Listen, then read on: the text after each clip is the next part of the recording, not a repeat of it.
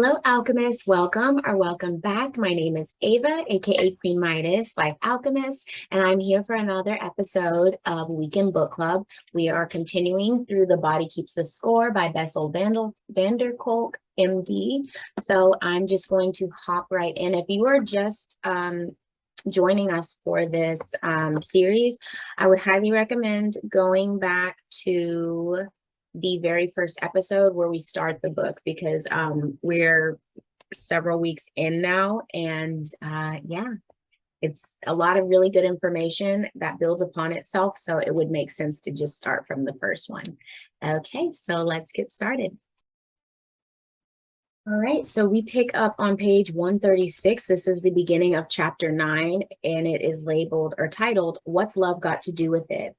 Starts out with a quote by Roland Summit. I believe this is a book, The Child Sexual Abuse Accommodation Syndrome, or maybe it's a article, but here it goes. Initiation, intimidation, stigmatization, isolation, helplessness, and self-blame depend on a terrifying reality of child sexual abuse. Don't worry about things like that. That could never happen in our family. How could you ever think of such a terrible thing? Don't ever let me hear you say anything like that again. The average child never speaks and never tells. That is heartbreaking. Okay, so now let's start the chapter. How do we recognize our thinking with regard to individuals like Marilyn, Mary, and Kathy, and what can we do to help them? The way we define their problems, our diagnosis, will determine how we approach their care. Such patients typically receive 5 or 6 different unrelated diagnoses in the course of their psychiatric treatment. If their doctors focus on their mood swings, they will be identified as bipolar and prescribed lithium or valproate. If the professionals are most impressed with their despair, they will be told they are suffering from major depression and given antidepressants. If the doctors focus on their restlessness and lack of attention, they may be categorized as ADHD and treated with Ritalin or other stimulants. And if the clinic staff happens to take a trauma history and the patient actually volunteers the relevant information, he or she might receive the diagnosis of PTSD. None of these diagnoses will be completely off the mark, and none of them will begin to meaningfully describe who these patients are and what they suffer from. Psychiatry, as a subspecialty of medicine, aspires to define mental illness as precisely as, let's say, cancer of the pancreas or streptococcal infection of the lungs. However, given the complexity of mind, brain, and human attachment systems, we have not come even close to achieving that sort of precision. Understanding what is wrong with people currently is more a question of the mindset of the practitioner and of what insurance companies will pay for than of verifiable objective facts. The first serious attempt to create a systematic manual of psychiatric diagnoses occurred in 1980 with the release of the 3rd edition of the Diagnostic and Statistical Manual of Mental Disorders, an official list of all mental diseases recognized by the American Psychiatric Association, or the APA. The preamble to the DSM-3 warned explicitly that its categories were insufficiently precise to be used in forensic settings or for insurance purposes. Nonetheless, it gradually became an instrument of enormous power. Insurance companies require a DSM diagnosis for reimbursement. Until recently, all research funding was based on DSM diagnoses, and academic programs are organized around DSM categories. DSM labels quickly found their way into the larger culture as well. Millions of people know that Tony Soprano suffered from panic attacks and depression, that Carrie Matheson of Homeland struggles from bipolar disorder. The manual has become a virtual industry that has earned the American Psychiatric Association well over $100 million. The question is, has it provided comparable benefits for the patients it's meant to serve? A psychiatric diagnosis has serious consequences. Diagnosis informs treatment, and getting the wrong treatment can have disastrous effects. Also, a diagnostic label is likely to attach from people to people for the rest of their lives and have a profound influence on how they define themselves. I have met countless patients who told me they are bipolar or borderline, or that they have PTSD, as if they have been sentenced to remain in an underground dungeon for the rest of their lives, like the Count of Monte Cristo. None of these diagnoses take into account the unusual talents that many of the patients develop or the creative energies that they have mustered to survive. All too often, diagnoses are tallies of symptoms, leaving patients such as Marilyn, Kathy, and Mary likely to be viewed as out-of-control women who need to be straightened out. The dictionary defines diagnosis as the act or process of identifying or determining the nature and cause of a disease or injury through evaluation of patient history, examination, and review of laboratory data. The opinion derived from such an evaluation in this, and that was the second explanation of what, or definition of what a diagnosis is. Sorry, I just read it weird. In this chapter and the next, I will discuss the chasm between official diagnosis and what our patients actually suffer from, and discuss how my colleagues and I have tried to change the way patients with chronic trauma histories are diagnosed. Next section is, how do you take a trauma history? In 1985, I started to collaborate with psychiatrist Judith Herman, whose first book, Father-Daughter Incest, had recently been published. We were both working at Cambridge Hospital, one of Harvard's teaching hospitals, and sharing an interest in how trauma had affected the lives of our patients. We began to meet regularly and compare notes. We were struck by how many of our patients were diagnosed with borderline personality disorder, or BPD, who told us horror stories about their childhoods. BPD is marked by clinging but highly unstable relationships, extreme mood swings, and self-destructive behavior, including self-mutilation and repeated suicide attempts. In order to uncover whether there was in fact a relationship between childhood trauma and BPD, we designed a formal scientific study and sent off a grant proposal to the National Institutes of Health. It was rejected. Undeterred, Judy and I decided to finance the study ourselves, and we found an ally in Chris Perry, the director of research at Cambridge Hospital, who was funded by the National Institute of Mental Health to study BPD and other near-neighbor diagnoses, so-called personality disorders in patients recruited from the Cambridge Hospital. He had collected volumes of valuable data on those subjects, but had never inquired about childhood abuse and neglect. Even though he did not hide his skepticism about our proposal, he was very generous to us and arranged for us an interview of 55 patients from the hospital's outpatient department, and he agreed to compare our findings with records in the large database he had already collected. The first question Judy and I faced was, how do you take a trauma history? You can't ask a patient point blank, were you molested as a child, or did your father beat you up? How many would trust a complete stranger with such delicate information? Keeping in mind that people universally feel ashamed about the traumas they have experienced, we designed an interview instrument, the Traumatic Antecedents Questionnaire, or the TAQ. The interview started with a series of simple questions. Where do you live and who do you live with? Who pays the bills and who does the cooking and cleaning? It progressed gradually to more revealing questions. Who do you rely on in your daily life? As in, when you're sick, who does the shopping or takes you to the doctor? Who do you talk to when you're upset? In other words, who provides you with emotional and practical support? Some patients gave us surprising answers, my dog or my therapist or nobody. We then asked similar questions about their childhood. Who lived in the household? How often did you move? Who was your primary caretaker? Many of the patients reported frequent relocations that required them to change schools in the middle of the year. Several had primary caregivers who had gone to jail, had been placed in a mental hospital, or joined the military. Others had moved from foster home to foster home, or had lived with a string of different relatives. The next section of the questionnaire addressed childhood relationships. Who in your family was affectionate to you? Who treated you as a special person? This was followed by a critical question, one that, to my knowledge, had never before been asked in a scientific study. Was there anybody who you felt safe with growing up? 1 out of 4 patients we interviewed could not recall anyone they had felt safe with as a child. They checked nobody on their worksheets and did not comment, but we were stunned.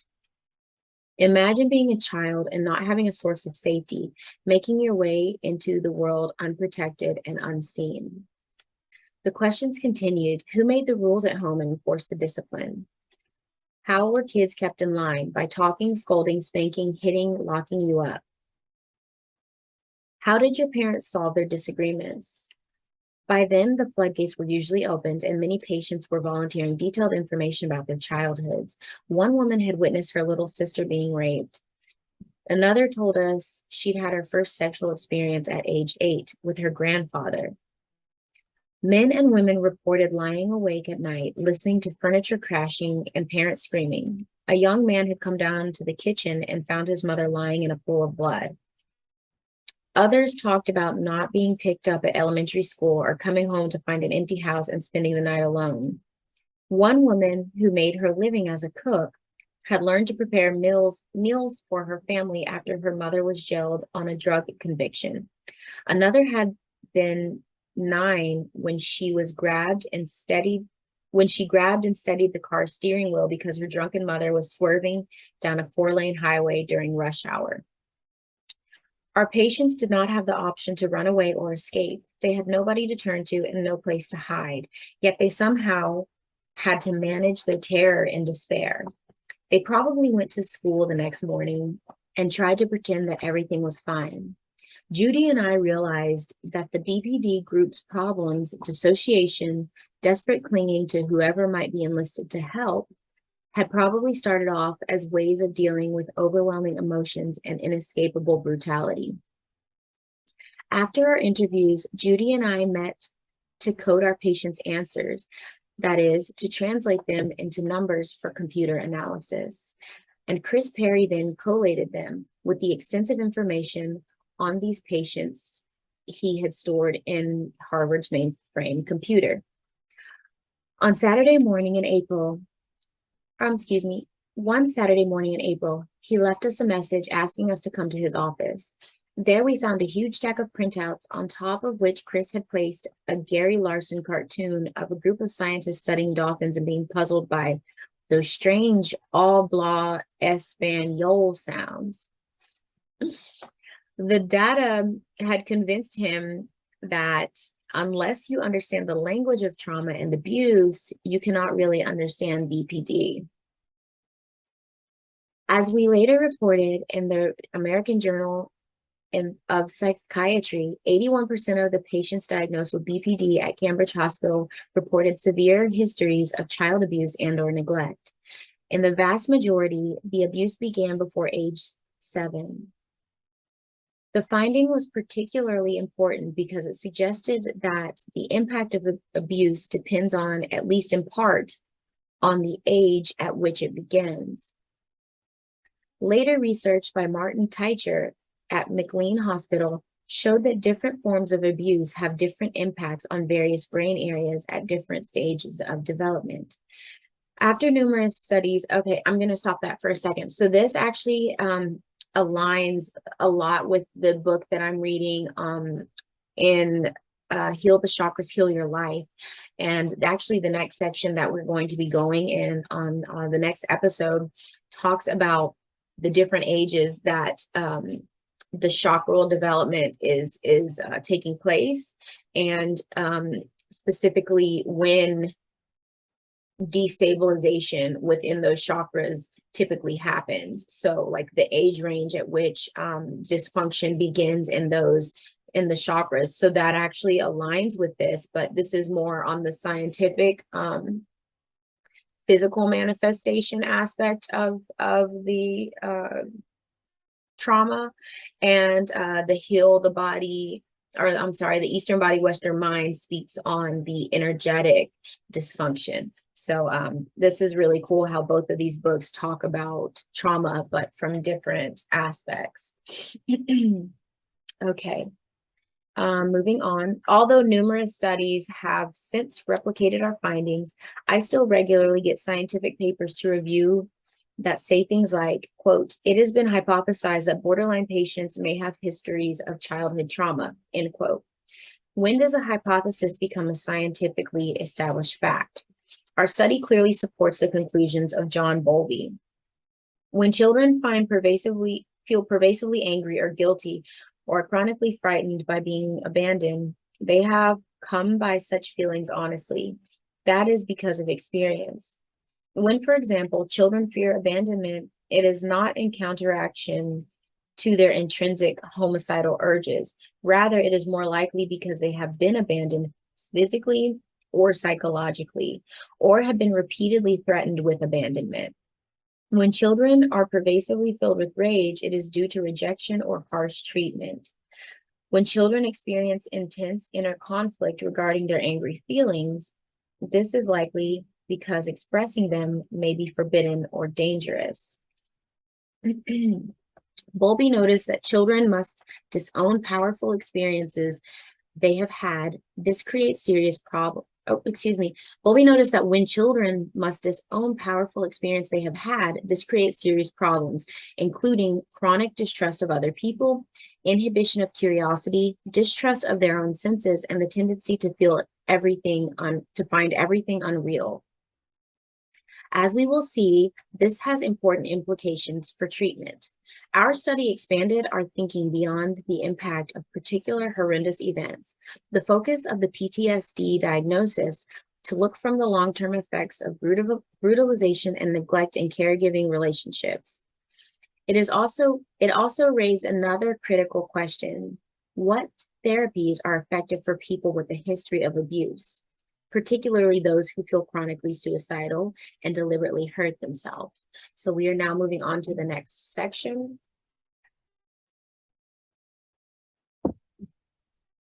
This is on page 141, and it is titled Self-Harm. During my training, I was called from my bed at around 3 a.m. 3 nights in a row to stitch up a woman who had slashed her neck with whatever sharp object she could lay her hands on. She told me, somewhat triumphantly, that cutting herself made her feel much better. Ever since then, I'd asked myself why. Why do people deal with being upset by playing 3 sets of tennis or drinking a stiff martini, while others carve their arms with razor blades? Our study showed that having a history of childhood sexual and physical abuse was a strong indicator of repeated suicide attempts and self-cutting. I wondered if their suicidal ruminations had started when they were very young, and whether they had found comfort in plotting their escape by hoping to die or doing damage to themselves. Does inflicting harm on oneself begin as a desperate attempt to gain some sense of control? Chris Perry's database had follow-up information on all the patients who were treated in the hospital's outpatient clinics, including reports on suicidality and self-destructive behavior. After 3 years of therapy, approximately 2/3 of the patients had markedly improved. Now the question was, which members of the group had benefited from therapy and which had continued to feel suicidal and self-destructive? Comparing the patient's ongoing behavior with their TAC interviews provided some answers. The patients who remained self-destructive had told us that they did not remember feeling safe with anybody as a child. They had reported being abandoned, shuttled from place to place, and generally left to their own devices. I concluded that if you carry a memory of having felt safe with somebody long ago, the traces of that earlier affection can be reactivated in attuned relationships when you are an adult, whether these occur in daily life or in good therapy. However, if you lack a deep memory of feeling loved and safe, the receptors in the brain that respond to human kindness may simply fail to develop. If that is the case, how can people learn to calm themselves down and feel grounded in their bodies? Again, this has important implications for therapy, and I'll return to this question throughout part 5 on treatment. We're in the next section called the power of diagnosis. Our study confirmed that there was a traumatized population quite distinct from the combat soldiers and accident victims from whom the PTSD diagnosis had been created. People like Marilyn and Kathy, as well as the patients Judy and I had studied and the kids in the outpatient clinic at MMHC that I described in chapter 7, do not necessarily remember their traumas. One of the criteria for the PTSD diagnosis, or at least they are not preoccupied with specific memories of their abuse, but they continue to behave as if they're still in danger. They go from one extreme to the other. They have trouble staying on task, and they continually lash out against themselves and others. To some degree, their problems do overlap with those of combat soldiers, but they are also very different in that their childhood trauma has prevented them from developing some of the mental capacities that adult soldiers possessed before trauma occurred. After we realized this, a group of us went to see Robert Spitzer, who, after having guided the development of the DSM-3, was in the process of revising the manual. He listened carefully to what we told him. He told us it was likely that clinicians who spend their days treating a particular patient population are likely to develop considerable expertise and understanding what ails them. He suggested that we do a study, a so-called field trial, to compare the problems of different groups of traumatized individuals. Spitzer put me in charge of the project. First, we developed a rating scale that incorporated all the different trauma symptoms that had been reported in the scientific literature. Then we interviewed 525 adult patients at 5 sites around the country to see if particular populations suffered from different constellations of problems. Our populations fell into 3 groups: those with histories of childhood, physical, or sexual abuse by caregivers, recent victims of domestic violence, and people who had recently been through a natural disaster. There were clear differences among these groups, particularly those on the extreme ends of the spectrum, victims of child abuse, and adults who had survived natural disasters. The adults who had been abused as children often had trouble concentrating, complained of always being on edge, and were filled with self-loathing. They had enormous trouble negotiating intimate relationships, often veering from indiscriminate high risk and unsatisfying sexual involvements to total sexual shutdown. They also had large gaps in their memories, often engaged in self-destructive behaviors, and had a host of medical problems. These symptoms were relatively rare in the survivors of natural disasters. Each major diagnosis in the DSM had a work group responsible for suggesting revisions of the new edition. I presented the results of the field trial to our DSM-4 PTSD work group, and we voted 19-2 to create a new trauma diagnosis for victims of interpersonal trauma, disorders of extreme stress not otherwise specified, or DES-NLS, or complex PTSD for short. We then eagerly anticipated the publication of the DSM-4 in May 1994. But much to our surprise, the diagnosis that our group had overwhelmingly approved did not appear in the final product. None of us had been consulted. This was a tragic exclusion. It meant that large numbers of patients could not be accurately diagnosed and that clinicians and researchers would be unable to scientifically develop appropriate treatments for them. You cannot develop a treatment for a condition that does not exist. Not having a diagnosis now confronts therapists with a serious dilemma. How do we treat people who are coping with the fallout of abuse, betrayal, and abandonment when we are forced to diagnose them with depression, panic disorder, bipolar illness, or borderline personality, which do not really address what they are coping with? The consequences of caretaker abuse and neglect are vastly more common and complex than the impact of hurricanes or motor vehicle accidents. Yet the decision makers who determined the shape of our diagnostic system decided not to recognize this evidence. To this day, after 20 years and 4 subsequent revisions, the DSM and the entire system based on it fail victims of child abuse and neglect, just as they ignored the plight of veterans before PSD was introduced back in 1980. Okay, we're moving on to the next section. And this is on page 143, called the hidden epidemic. How do you turn a newborn baby with all its promise and infinite capacities into a 30-year-old homeless drunk? As with so many great discoveries, internist Vincent Felitti came across the answer to this question accidentally. Oh my gosh, y'all, sorry. In 1985, Felitti was chief of Kaiser Permanente's Department of Preventative Medicine in San Diego, which at the time was the largest medical screening program in the world. He was also running an obesity clinic that used a technique called supplemented absolute fasting to bring about dramatic weight loss without surgery. One day, a 28-year-old nurse's aide showed up in his office. Felitti accepted her claim that obesity was her principal problem and enrolled her in the program. Over the next 51 weeks, her weight dropped from 408 pounds to 132 pounds. Wow, that is a massive weight loss. Amazing. However, when Felitti next saw her a few months later, she had regained more weight than he thought was biologically possible in such a short time. What had happened? It turned out that her newly svelte body had attracted a male coworker who started to flirt with her and then suggested sex. She went home and began to eat. She stuffed herself during the day and ate while sleepwalking at night. When Felitti probed this extreme reaction, she revealed a lengthy incest history with her grandfather. This was only the second case of incest Felitti had encountered in his 23-year medical practice, and yet about 10 days later, he heard a similar story. As he and his team started to inquire more closely, they were shocked to discover that most of their morbidly obese patients had been sexually abused as children. Interesting. They also uncovered a host of other family problems.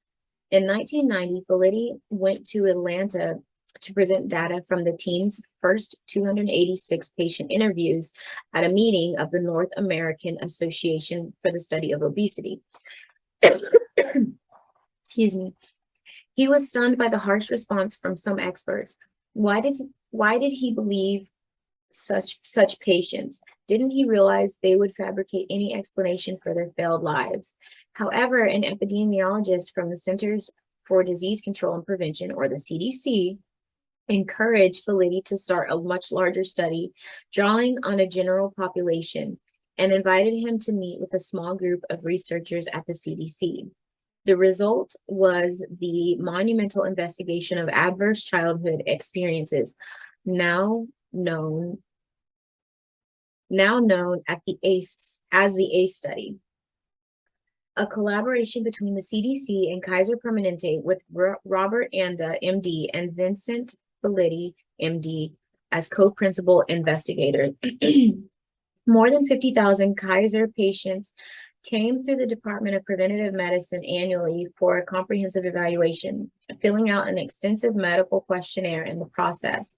Felitti and Anda spent more than a year developing 10 new questions covering carefully defined categories of adverse childhood experiences, including physical and sexual abuse, physical and emotional neglect, and family dysfunction, such as having had parents who were divorced, mentally ill, addicted, or in prison.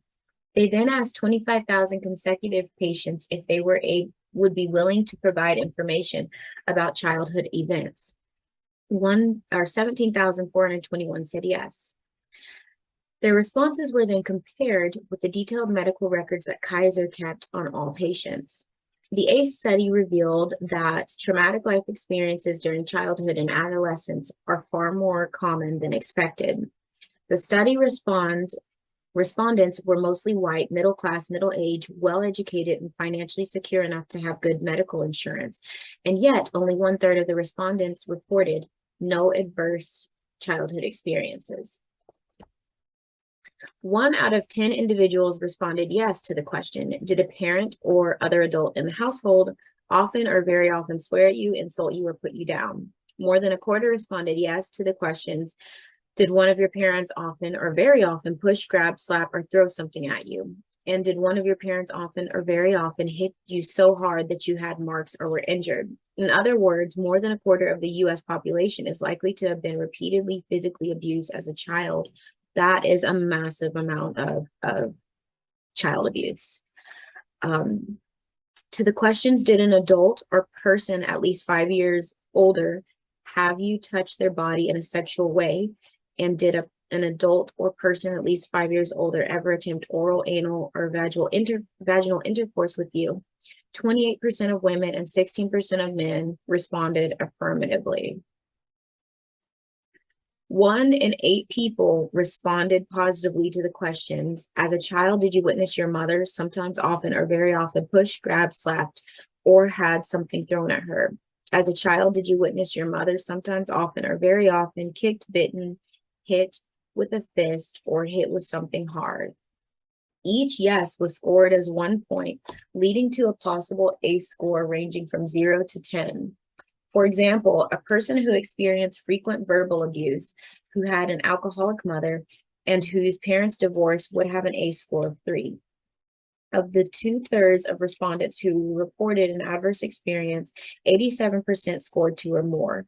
1 in 6 of all respondents had an ACE score of 4 or higher.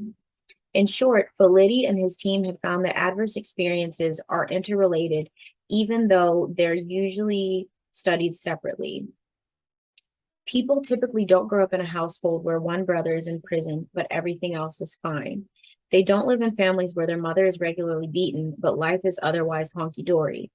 Incidents of abuse are never standalone events, and for each additional adverse experience reported, the toll and later damage increases. Felitti and his team found that the effects of childhood trauma first become evident in school. More than half of those with ACE scores of 4 or higher reported having learning or behavioral problems, compared with 3% of those with a score of 0. As the children matured, they didn't outgrow the effects of their early experiences. As Felitti notes, traumatic experiences are often lost in time and concealed by shame, secrecy, and social taboo. But the study revealed that the impact of trauma pervaded these patients' adult lives. For example, high ACE scores turned out to correlate with higher workplace absenteeism, financial problems, and lower lifetime income. When it came to personal suffering, the results were devastating. As the ACE score rises, chronic depression in adulthood also rises dramatically. For those with an ACE score of 4 or more, its prevalence is 66% in women and 35% in men, compared with an overall rate of 12% in those with an ACE score of 0. The likelihood of being on antidepressant medicine or prescription painkillers also rose proportionately. As Felitti has pointed out, we may be treating today experiences that happened 50 years ago at ever-increasing cost. Antidepressant drugs and painkillers constitute a significant portion of our rapidly rising national healthcare expenditures.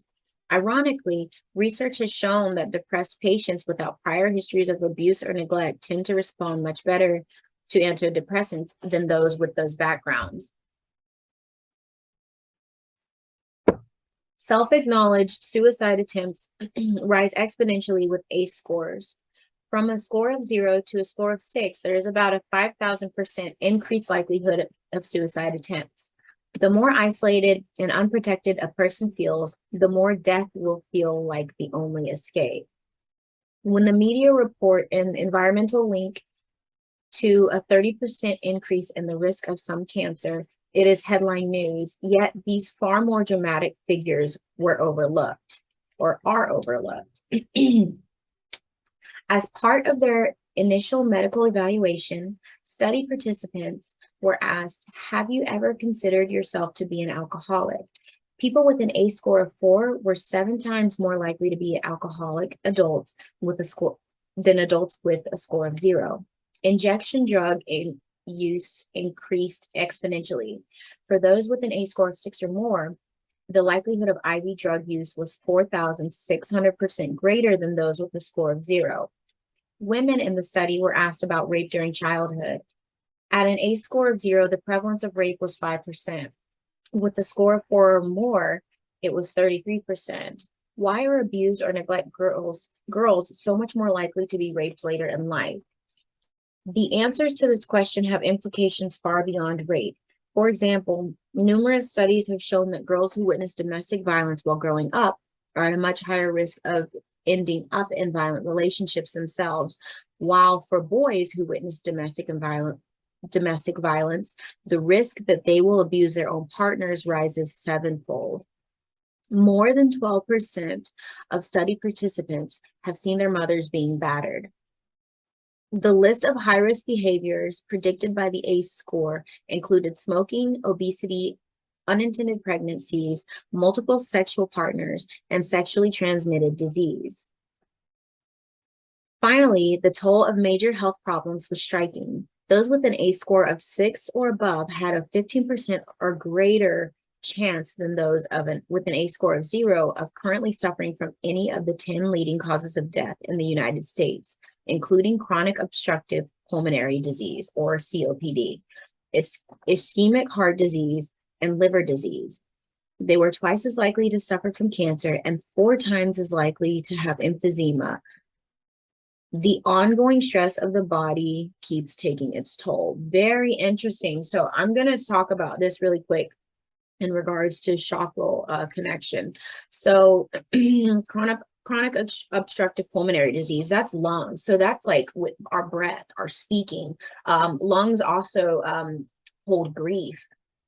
So that makes so much sense for somebody with such deep trauma, and they're holding that in and they're hiding that and suppressing that. I think resentment might be held there as well, or that's in the kidneys, or liver, one of those two, but very deep.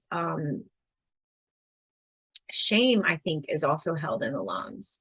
But very deep emotions that would be obviously be tied to these past traumas and neglect and abuse. These people are holding on, and the body does keep the score. Look, it's these people who are having, or these patients who had ACE scores of 6 or higher were 15% more likely to fall into this category of the leading causes of death in the United States. And that makes so much sense. They've had so much trauma, heart disease, broken heart, feeling betrayed, feeling unloved, unworthy, feeling like they're unlovable, like they don't belong, liver disease, anger, fear. Fear is actually more so in the kidneys, but I feel like it can also be linked to the liver. Emphysema is also a lung thing. So not speaking up, not speaking their truth, or not feeling like they can speak their truth or have anybody to talk to, not being nurtured. So these are big organs that hold some heavy emotions and depression and pains. So very interesting. I just love that we're working through both of these books so we can see both ends of the spectrum of how we can get down to the root of an issue. Very beautiful. Okay, so we're moving on to, well, beautiful in a interesting way that we can empower ourselves to learn and grow and heal. Okay, we're moving on to the next section, page 147. When problems are really solutions. 12 years after he originally treated her, Felitti again saw the woman whose dramatic weight loss and gain had started him on his quest. She told him that she'd subsequently had bariatric surgery, but after she lost 96 pounds, she'd become suicidal. It had taken 5 psychiatric hospitalizations and 3 courses of electroshock to control her suicidality. Felitti points out that obesity, which is considered a major public health problem, may in fact be a personal solution for many. Sorry, y'all, my nose is like itching me. Okay. Consider the implications.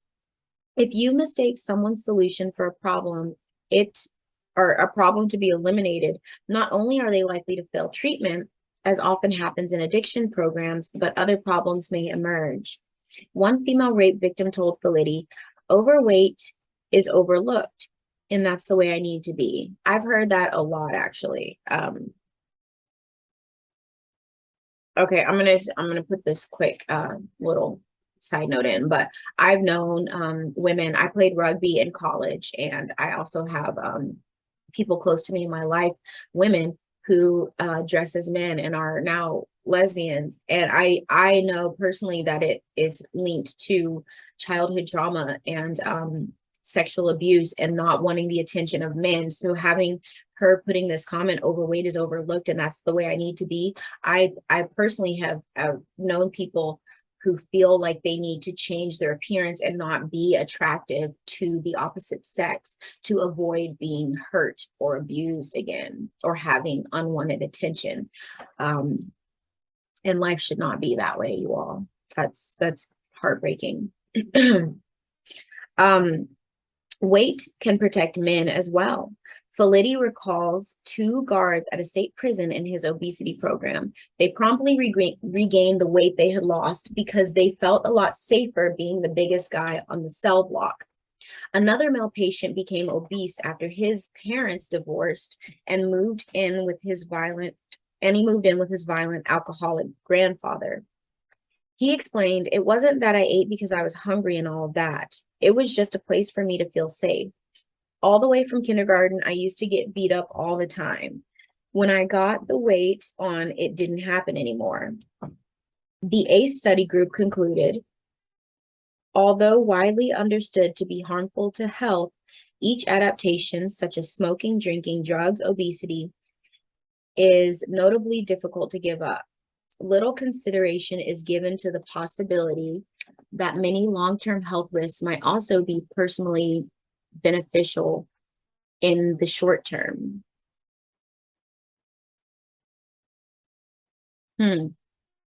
We repeatedly hear from patients of the benefits of these health risks. The idea of the problems being a solution, while understandably disturbing to many, is certainly in keeping with the fact. Okay, I'm sorry, that I don't know why that was getting confusing to me. Let me start that over.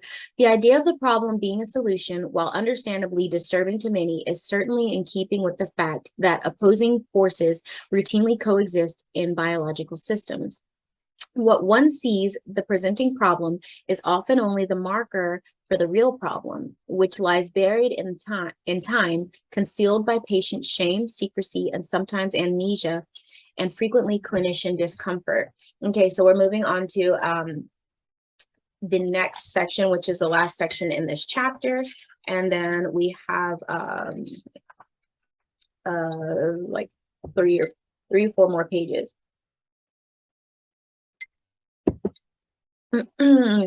If you all are resonating with this material or have anything that you want to share in regards to this, or you even work in this field or field related and you have any input, I would love to see it in the comments. Please comment and remember to like this video. It is very heavy information to share, but it's necessary and it's vital, and I think people need to know this. And you all, thank you for hanging in with me. I'm really tired today. It's been a very energetically heavy week, so I'm reading a little bit slower and I'm like stuttering through my sentences, so thank you for being here and supporting me. All right. This last section is called Child Abuse, Our Nation's Largest Public Health Problem. The first time I heard Robert Anda present the results of the ACE study, he could not hold back his tears. In his career at the CDC, he had previously worked in several major risk areas, including tobacco research and cardiovascular health. But when the ACE study started to appear on his computer screen, he realized that they had stumbled upon the gravest and most costly public health issue in the United States, child abuse. He had calculated that its overall cost exceeded those of cancer or heart disease, and that eradicating child abuse in America would reduce the overall rate of depression by more than half, alcoholism by 2/3, and suicide, IV drug use, and domestic violence by 3/4. It would also have a dramatic effect on workplace performance and vastly decrease the need for incarceration. When the Surgeon General's report on smoking and health was published in 1964, it unleashed a decades-long legal and medical campaign that has changed daily life and long-term health prospects for millions. The number of American smokers fell from 42% of adults in 1965 to 19% in 2010. And it is estimated that nearly 800,000 deaths from lung cancer were prevented between 1975 and 2000. The ACE study, however, has had no such effect. Follow-up studies and papers are still appearing around the world, but the day-to-day reality of children like Maryland and the children in outpatient clinics and residential treatment centers around the country remains virtually the same. Only now they receive high doses of psychotropic agents, which makes them more tractable, but which also impairs their ability to feel pleasure and curiosity, to grow and develop emotionally and intellectually, and to become contributing members of society. So yeah, that's been the solution, is give them a pill, shut them down, and keep them coming back. Don't heal them. But you know what? We're putting an end to that. And that's why I'm sharing this. That's why I do what I do on my channel, because we're getting down to the energetic, the spiritual, the emotional root of the issue, because this is some BS to just throw pills at people or discredit their story. Ridiculous. Okay, we are moving on to chapter 10, which is developmental trauma, the hidden epidemic.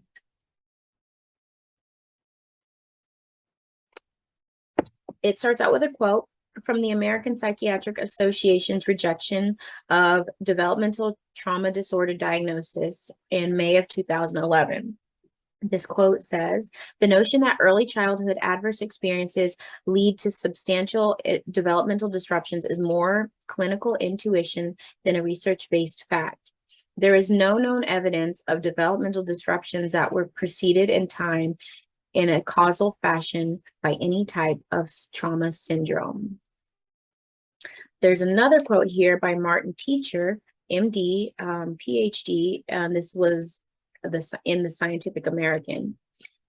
"Research on the effects of early maltreatment tells a different story, that early maltreatment has enduring negative effects on brain development.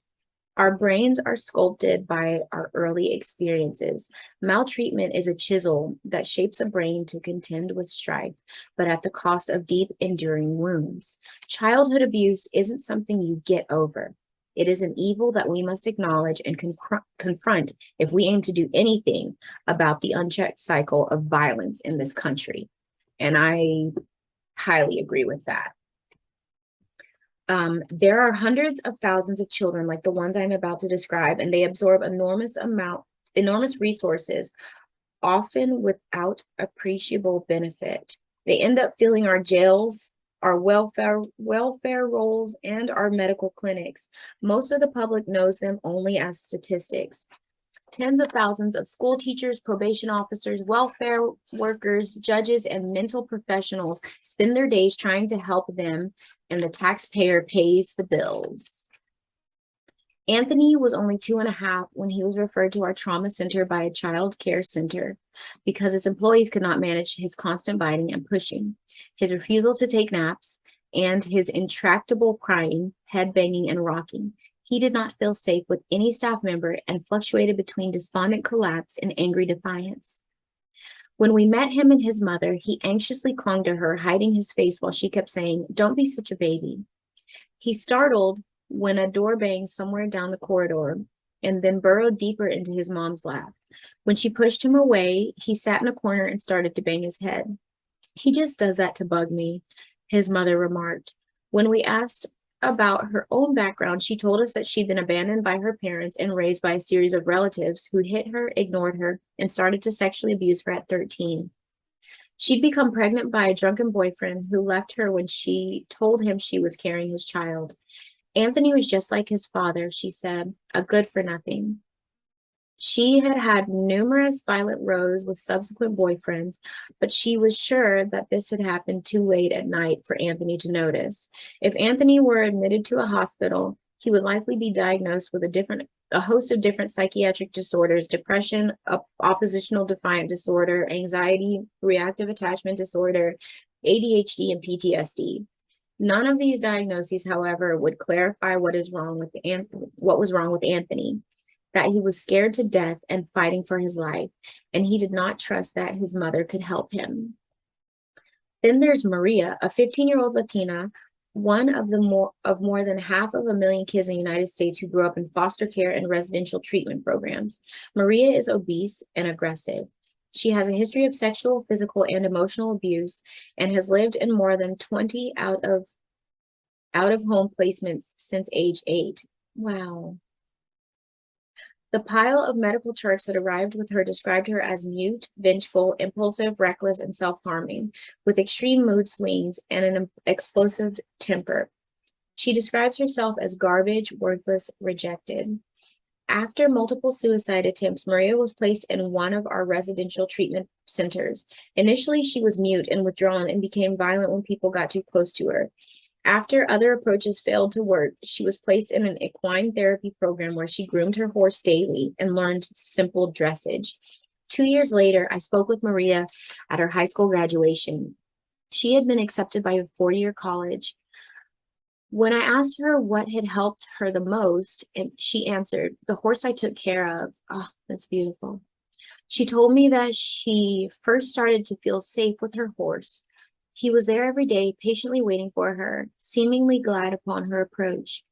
She started to feel a visceral connection with another creature and began to talk to him like a friend. Gradually, she started talking with the other kids in the program and eventually with her counselor. That's beautiful. Virginia is a 13-year-old adopted. There's one woman actually that I met over a Zoom group earlier this year, and she actually has a vision of opening a horse ranch for treatment like this to help people heal on emotional and spiritual levels like this. So that is so, so, so beautiful. And just the power that animal healing has, not just for the animal, but for us, the human animal connection is brilliant, and it's amazing. Okay. Virginia is a 13-year-old adopted white girl. She was taken away from her biological mother because of the mother's drug abuse. After her first adoptive mother fell ill and died, she moved from foster home to foster home before being adopted again.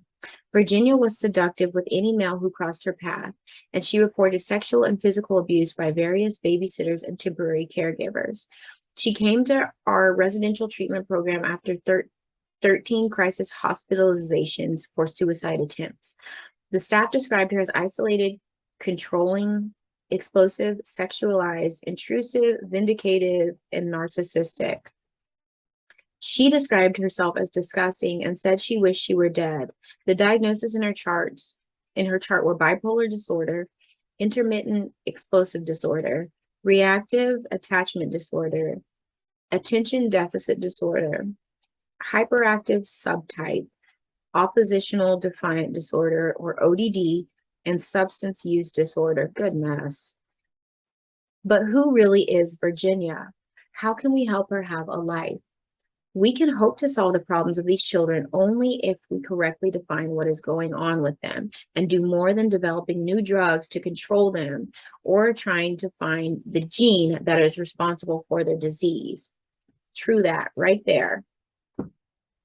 The challenge is to find ways to help them lead productive lives, and in doing so, save hundreds of millions of dollars of taxpayers' money. That process starts with facing the facts 100%. That just like, I'm so glad that this truth is being presented, because this really is like a real epidemic, a real pandemic in our country. That's a real pandemic, is the abuse that causes all of the dis-ease, all of the energetic dysfunction and destabilization, all of the emotional neglect, and where the trauma started is the disease and the healthcare industry. They don't want to acknowledge or treat that because their dollars are going to get whittled down when people are healthy. And that is a crime. That is major crime against humanity. And I'm not here for that. Anyway, moving on to the next section called Bad Genes. This is page 151. With such pervasive problems and such dysfunctional parents, we would be tempted to ascribe their problems simply to bad genes. Technology always produces new directions for research, and when it becomes possible to do genetic testing, psychiatry became committed to finding the genetic causes of mental illness. Finding a genetic link seemed particularly relevant for schizophrenia, a fairly common, affecting about 1% of the population, severe and perplexing form of mental illness, and one that clearly runs in families. After 30 years and millions upon millions of dollars worth of research, we have failed to find consistent genetic patterns for schizophrenia or for any other psychiatric illness for that matter. Some of my colleagues have also worked hard to discover genetic factors that predispose people to develop traumatic stress. The quest continues, but so far it has failed to yield any solid answers. Recent research has swept away the simple idea that having a particular gene produces a particular result. It turns out that many genes work together to influence a single outcome. Even more important, genes are not fixed. Life events can trigger biochemical messages that turn them on or off by attaching methyl groups, a cluster of carbon and hydrogen atoms, to the outside of the gene, a process called methylation, making it more or less sensitive to the messages of the body. While life events can change the behavior of the gene, they do not alter its fundamental structure. Methylation patterns, however, can be passed on to offspring, a phenomenon known as epigenetics. Once again, the body keeps the score at the deepest levels of the organism. One of the most cited experiments in epigenetics was conducted by McGill University researcher Michael Meany, who studies newborn rat pups and their mothers. He discovered that how much a mother rat licks and grooms her pups during the first 12 hours after their birth permanently affects the brain chemicals that respond to stress and modifies the configuration of over 1,000 genes. The rat pups that are intensively licked by their mothers are braver and produce lower levels of stress hormones under stress than rats whose mothers were less attentive. They also recover more quickly and equanimity that lasts throughout their lives. They develop thicker connections in the hippocampus, a key center for learning and memory, and they perform better in an important rodent skill, finding their way through mazes. We are just beginning to learn that stressful experiences affect gene expression in humans as well. Children whose pregnant mothers have been trapped in unheated houses in a prolonged ice storm in Quebec had major epigenetic changes compared to the children of mothers whose heat had been restored within a day. McGill researcher Moshe Seif, I might have butchered that name and I apologize, compared the epigenetic profiles of hundreds of children born into the extreme ends of social privilege in the United Kingdom and measured the effects of child abuse in both groups. Differences in social class were associated with distinctively different epigenetic profiles, but abused children in both groups had in common specific modifications in 73 genes. In Scheif's words, major changes to their bodies can be made not just by chemicals and toxins, but also in the way the social world talks to the hardwired world. Okay, and this is our last section for today, page 153, called Monkeys Clarify Old Questions About Nature versus Nurture. One of the clearest ways of understanding how the quality of parenting and environment affects the expression of genes comes from the work of Stephen Sweeney, chief of the National Institutes of Health's Laboratory of Comparative Ethology. For more than 40 years, Sweeney has been studying the transmission of personality through generations of rhesus monkeys, which share 95% of human genes, a number exceeded only by chimpanzees and bonobos. Like humans, rhesus monkeys live in large social groups with complex alliances and status relationships, and only members who can, excuse me. Okay, sorry. and only members who can synchronize their behavior with the demands of the troop survive and flourish. Rhesus monkeys are also like humans in their attachment patterns. Their infants depend on intimate physical contact with their mothers, and just as Bowlby observed in humans, they develop by exploring their reactions to their environment, running back to their mothers whenever they feel scared or lost. Once they become more independent, play with their peers is the primary way to learn to get along in life. Sumi identified two personality types that consistently ran into trouble: uptight, anxious monkeys who became fearful, withdrawn, and depressed even in situations where other monkeys will play and explore, and highly aggressive monkeys who make so much trouble that they are often shunned, beaten up, or killed. Both types are biologically different from their peers. Abnormalities in arousal level, stress hormones, and metabolism of brain chemicals like serotonin can be detected within the first few weeks of life, and neither their biology nor their behavior tends to change as they mature. Sumi discovered a wide range of genetically driven behaviors. For example, the uptight monkeys, classified as such on the basis of both their behavior and their high cortisol levels at 6 months, will consume more alcohol in experimental situations than the others when they reach the age of 4. The genetically aggressive monkeys also overindulge, but they binge drink to the point of passing out, while the uptight monkeys seem to drink to calm down. And yet the social environment also contributes significantly to behavior and biology. The uptight, anxious females don't play well with others and thus often lack social support when they give birth and are at high risk for neglecting or abusing their firstborns. But when these females belong to a stable social group, they often become diligent mothers who carefully watch out for their young. Under some conditions, being an anxious mom can provide much needed protection. The aggressive mothers, on the other hand, did not provide any social advantages. Very punitive with their offspring, there is lots of hitting, kicking, and biting. If the infants survive, their mothers usually keep them from making friends with their peers.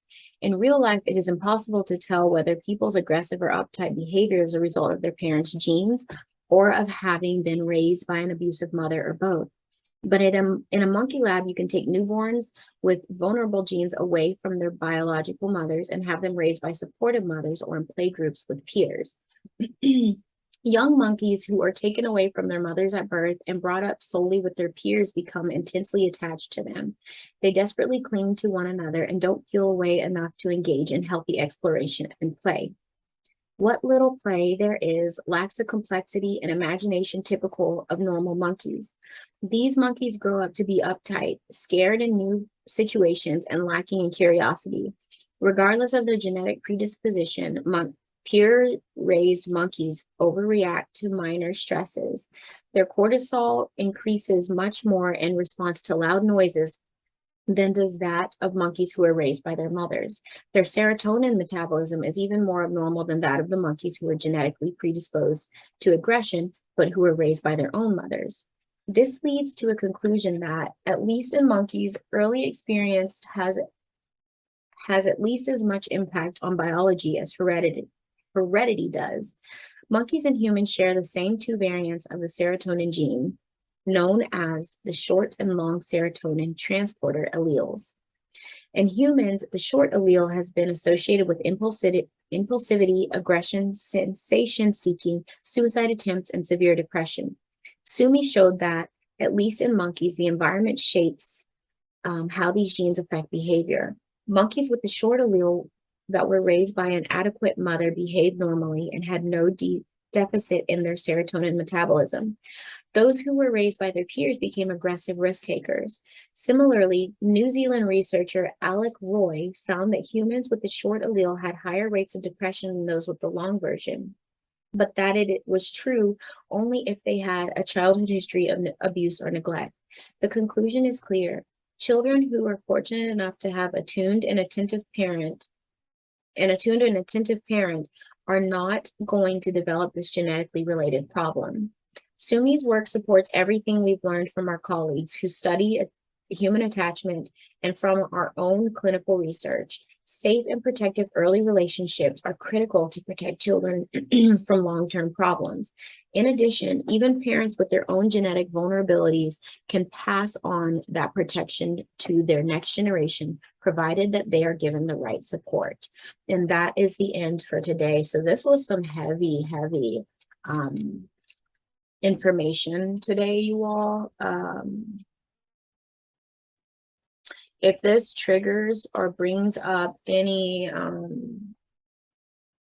feelings or emotions, I would first encourage you, not that I'm a doctor or any type of trained psychologist or anything, but I am here to help you all learn how to move through your emotions and the things that come up. So I would definitely encourage you to maybe journal what comes up. Definitely take deep breaths, hydrate yourself, lay down if you need to, maybe walk in nature to process and don't run from those emotions or those feelings or those memories. Find a way to get them out, even if it's just on paper, even if it's just walking by yourself and talking in a private area or wherever you feel comfortable, and just talking to yourself to hear and move through it, and ask your spirit team for help with the healing and with the process, because the things that come up, they come up because they're ready to be healed. So please do not postpone your healing. You are the powerful healer in your life, and you get to determine,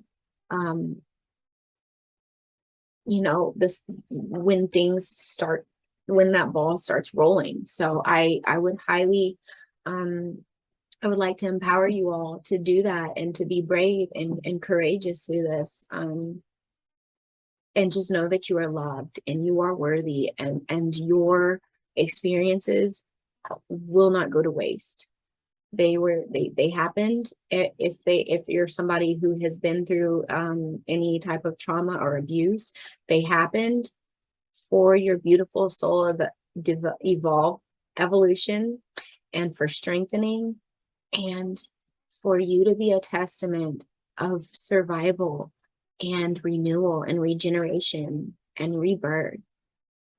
And that's powerful. And you can speak from a point of authority of overcoming and evolving and reaching back to help others who might be struggling with that. And you will have an eye for someone who's been there. Once you come to terms and realize and acknowledge what you've been through. And I'm not just speaking to those out there, I'm also speaking to myself. So just to let you know, I'm not perfect, and I didn't have a perfect childhood. So some of this stuff, when I start reading it, it's like I have thoughts going on in my head.